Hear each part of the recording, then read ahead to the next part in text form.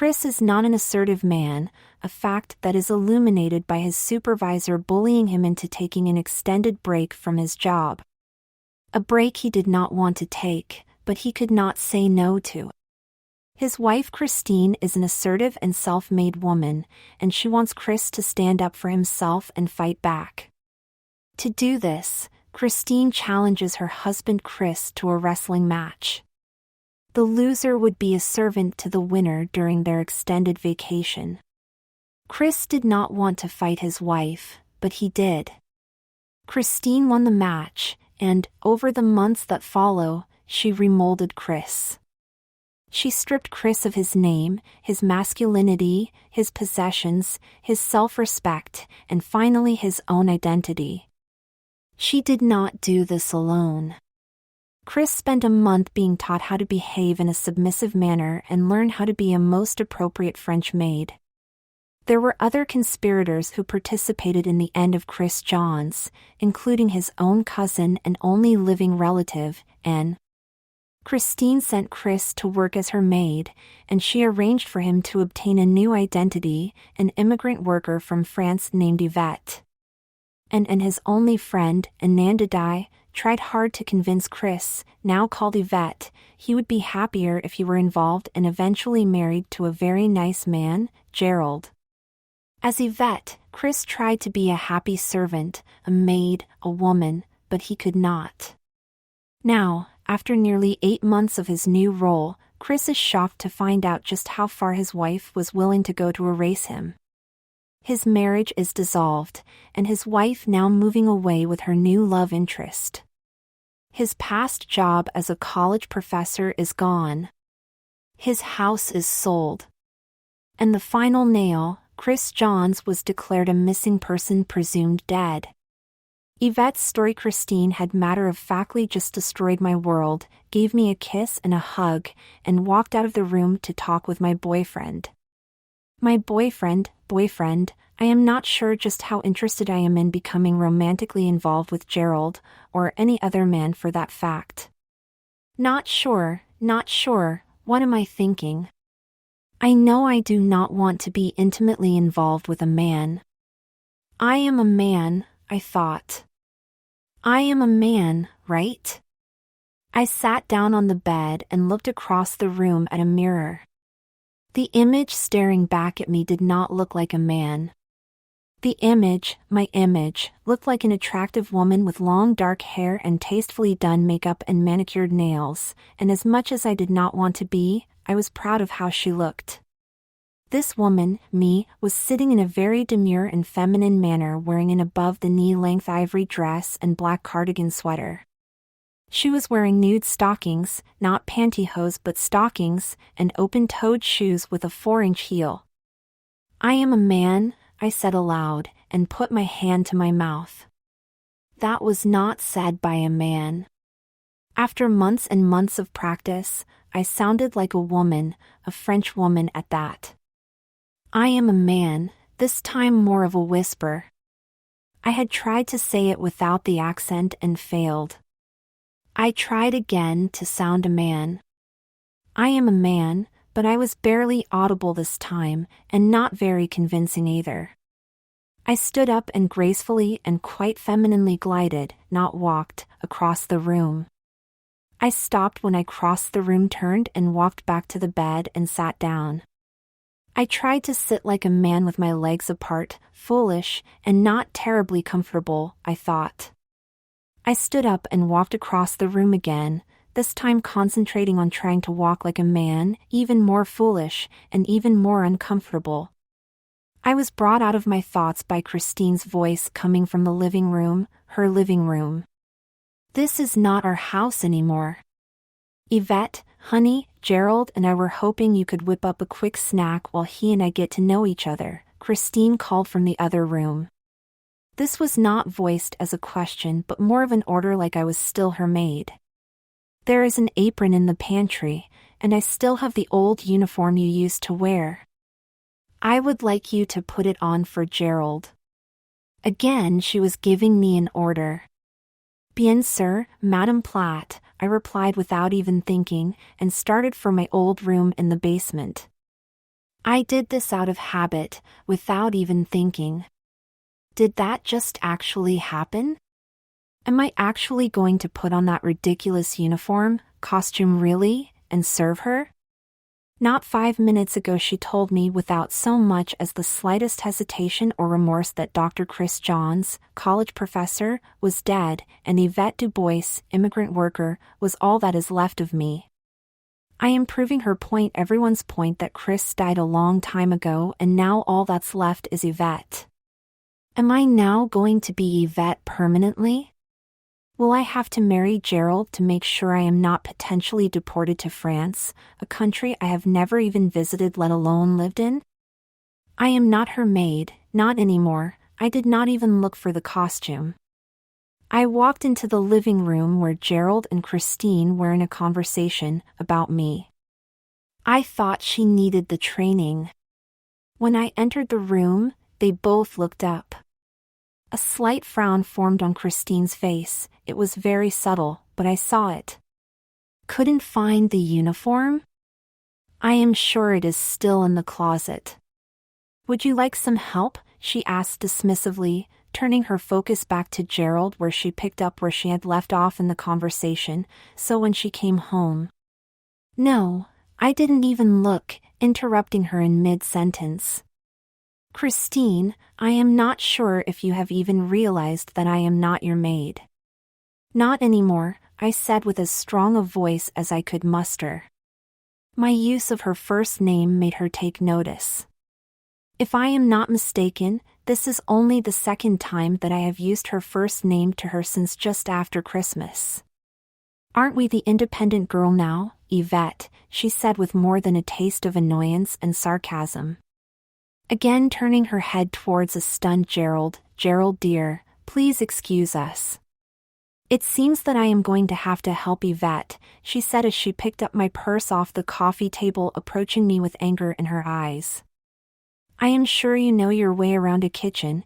You can make us something to eat, and Yvette should be ready by then to serve us and clean up afterwards. Gerald got up and headed for the kitchen. Turning her attention back to me, what the hell do you think you are doing? She whispered as she grabbed my arm with her free hand. Walking me towards the basement stairs. You are embarrassing me, and you're embarrassing Gerald. What can you possibly be thinking? All of the courage I just felt fell out of me as we walked down the stairs toward my old room. Je suis désolé, I am sorry, madame, je ne sais pas que je pensais. I do not know what I was thinking. I often slipped into French when nervous or upset.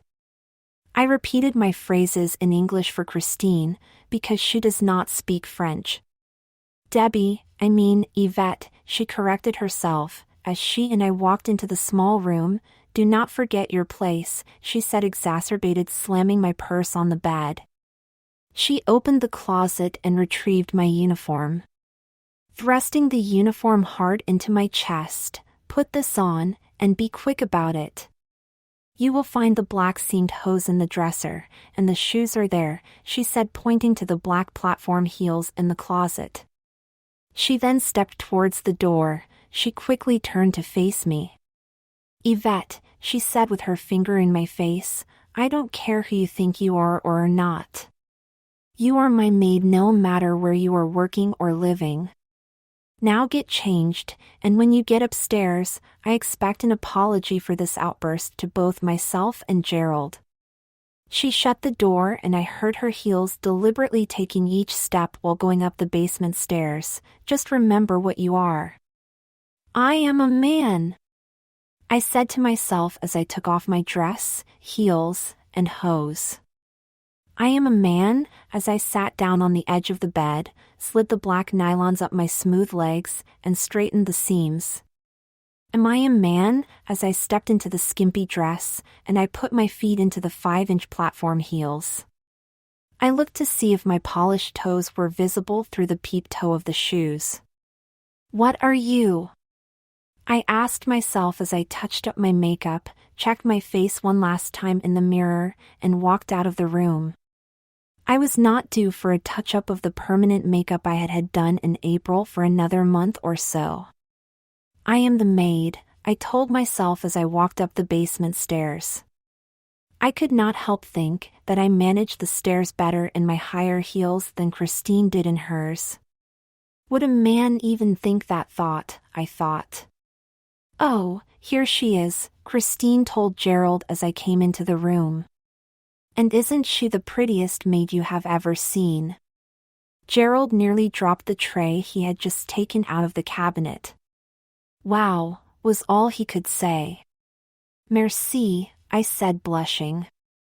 And I then gave a quick curtsy and apologized for my outburst.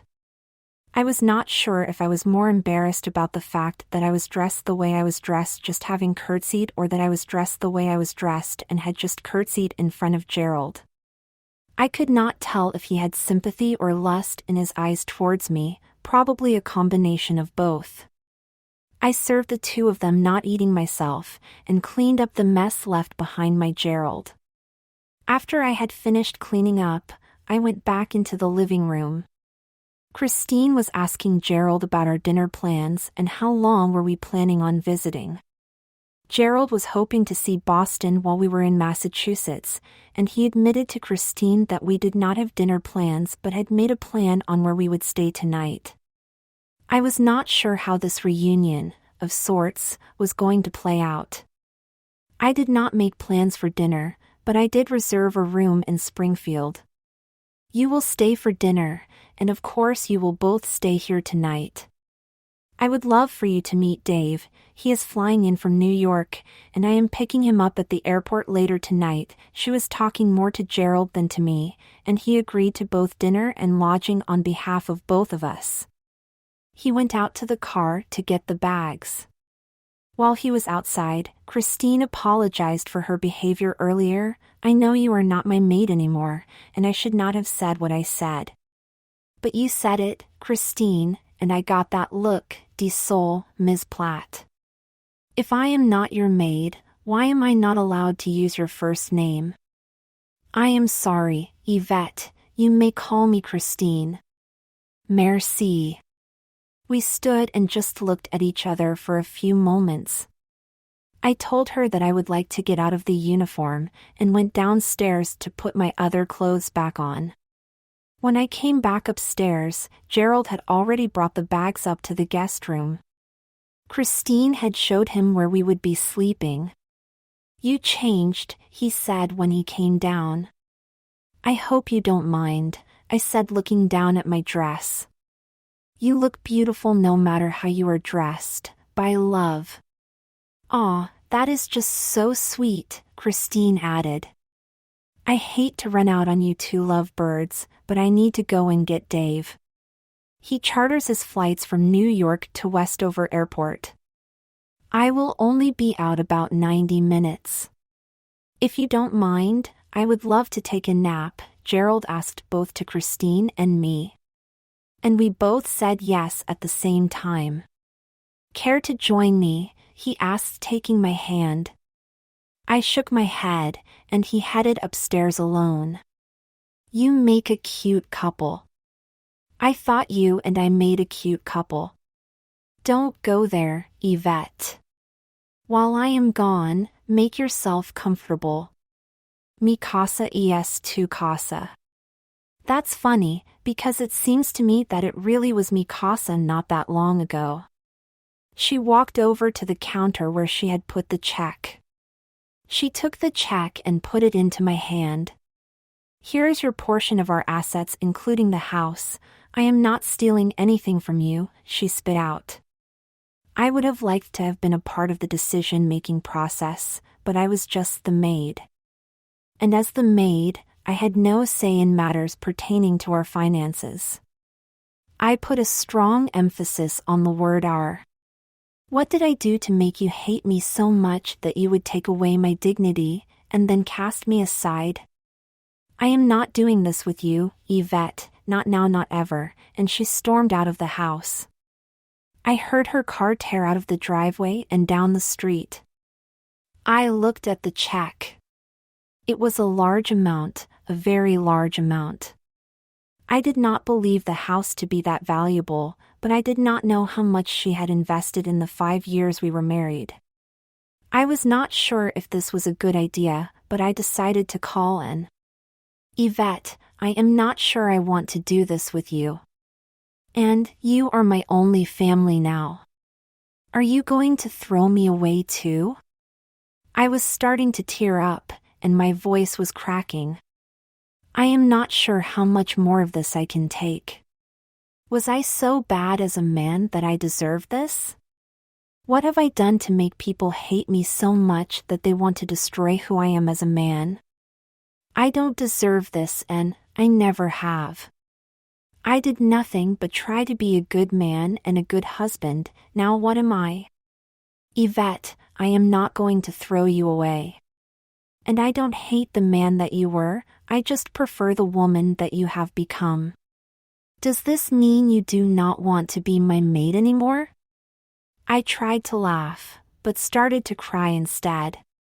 Is that all that I am to you? I want to be Chris Johns again. I just want to regain some semblance of my life. I am not sure I am able to continue with this lie anymore. I cannot live like this, I can't. Will you help me? Chris, she was now crying, I am sorry. There was silence on the phone for nearly a minute, and then she continued, I should have seen what I was doing to you, but I was too caught up in my life to even see you. I am sorry for my part in creating Yvette, and I would like to try and make it up to you. What would you like for me to do to help you? Do you know about Christine's money? She gave me, well, Yvette, a check for $500,000. I did not think the house was worth that much. Chris, she had made some very smart investments over the years, and your books were bringing in more than you realized. You two were valued at 8 to 10 million. And that is what she told me. Who knows how much more there could be. $500,000, she is shorting you a lot. I can make a few calls to find out more if you would like me to. What else? If I am to start over, I could use as much money as I can, so if I am owed more, I would love your help.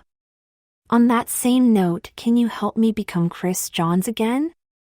Christine told me he was declared missing and presumed dead. Will I get in trouble if I just show up one day? And will either you or I get into trouble because of Yvette's license?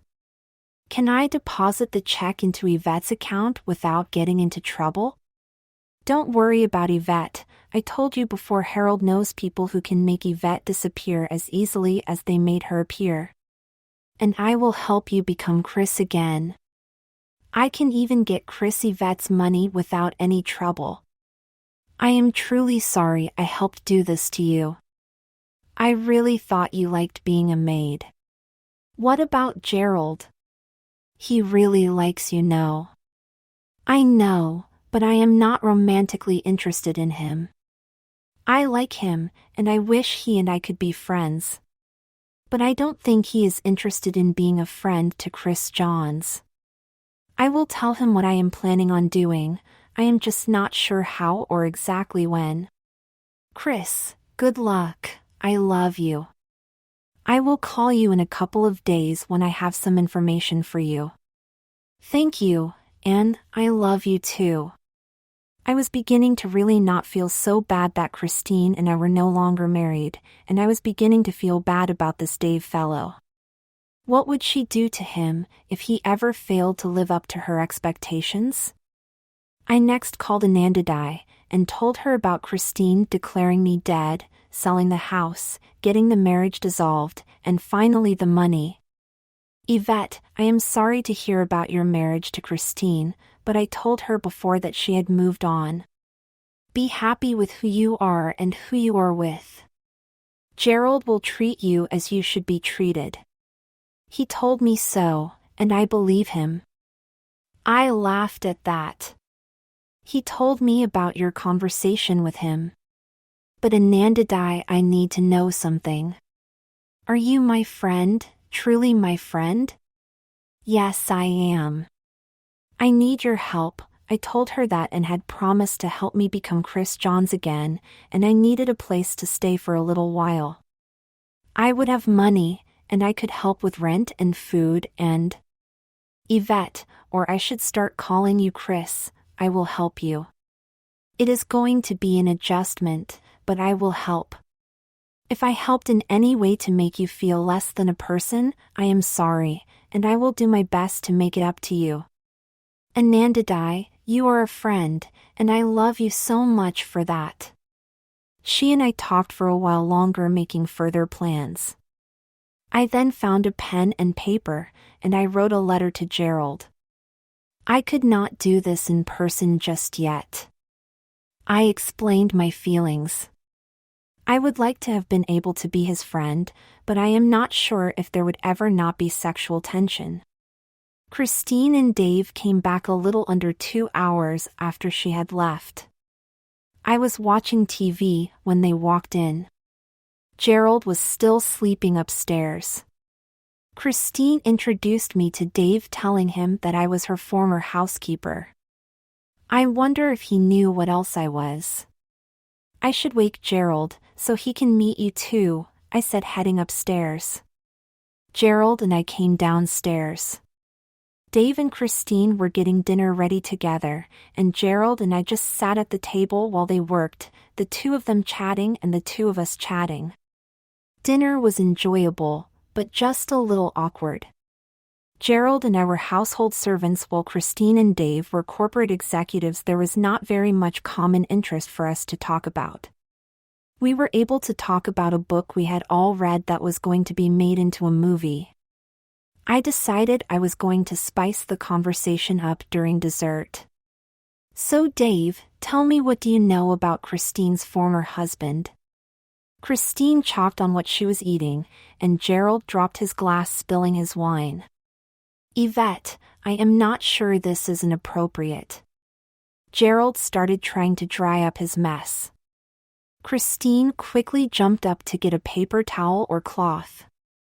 I was just curious if he knew, that's all. Dave, do you know what happened to him, or where he is? I interrupted. Dave was looking a little confused by not only the question, but the reactions to the question that both Gerald and Christine had. Frankly, I am not entirely sure how this is your business, but Christine told me the bastard up and left her. Fancied himself a writer, so he went off to write. He also got himself fired from a pretty good teaching gig too, I understand. Christine was back at the table by this point, trying to clean up the mess Gerald had made. Yvette, I am not sure what this is about, but… Left you, I yelled at Christine. You told him I left you. You sent me away. Dave was really confused at this. Christine, what the hell is she talking about? Nothing. She is talking about nothing, Christine yelled. Gerald did not know what to say or do by this point. Yvette, you just outstayed your welcome. Get your things and get out of my house. Your house, I yelled back. I put down the money so we could buy this house, do you remember? You were not making much money when we first got together. But money is not tight anymore for you, is it? Christine looked to Dave, then to Gerald, then back to me. You wanted to buy me off with $500,000 while you made $8 to $10 million in investments with the money my books made. Dave, I would be careful if I was you. I was once her husband, but I did not live up to the expectations she had for me as a man. So she remade me. If you disappoint her, who knows what would happen? Christine launched herself at me, hitting and hitting me over and over again. Lying bitch, she kept yelling as she hit me again and again. Gerald and Dave pulled her off of me. I was bleeding and starting to bruise, but I was not crying or pleading with her. Dave, I am sorry if I ruined your dinner, but I had to tell you. My name is Chris Johns, and I was married to Christine. And I looked at Gerald, and I am sorry to you as well. I cannot be with you. I will not be living as Yvette very much longer. And even if you are gay and still want to be with me, I am not gay. I cannot be with you in the way you want me to. I left a note for you in your suitcase. Gerald walked upstairs without a single word.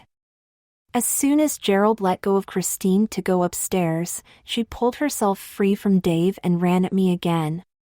This time, I hit her. I swung my fist as fast and as hard as I could and punched her right in the mouth. She fell to the ground with her mouth bleeding. It hurt my fist easily as much as it hurt her mouth, but I have never enjoyed pain as much as I did right that second. Christine, I talked with today. I cannot believe you are willing to cheat me, so who is the lying bitch now? Whatever it is that I did to make you hate me so much, I'm sorry. But I did not deserve this, I said with my arms wide, showing my dress torn as it was. I heard a horn from outside. That must be Anandadai. I walked out of the house without anything but my purse with the check in it. I could hear Dave and Christine fighting as I got into the car. Anandadai let Yvette/Chris move in with her, and she helped Yvette become Chris again. It took months of practicing to learn how to be a man again, but he did it. He did come away from this experience with a fetish for women's clothing. And helped retrieve Chris' money as well as his identity. Yvette did disappear as quickly as she appeared, and Chris was able to get her money without any issues. Chris started writing again, and his novel about a princess kidnapped and forced to serve as a servant in her own home was a huge success. There could be a movie deal in the future. Gerald was deeply hurt by Yvette rejecting him that night, and he would not talk about it with anyone. He quit working for Anne, and she does not know where he went. Anandadai, with Chris' help, started her own cleaning company. And now uses her services, and she could not be happier. Dave had no idea about what Christine had done to Chris, and he did not want to find out what could happen to him if he pissed her off. He left her that night, and he let it slip to the board of directors where she was to become the next CFO about her dark tendencies. Her job offer was rescinded, but she still had nearly $5 million and a good business sense. She might be okay.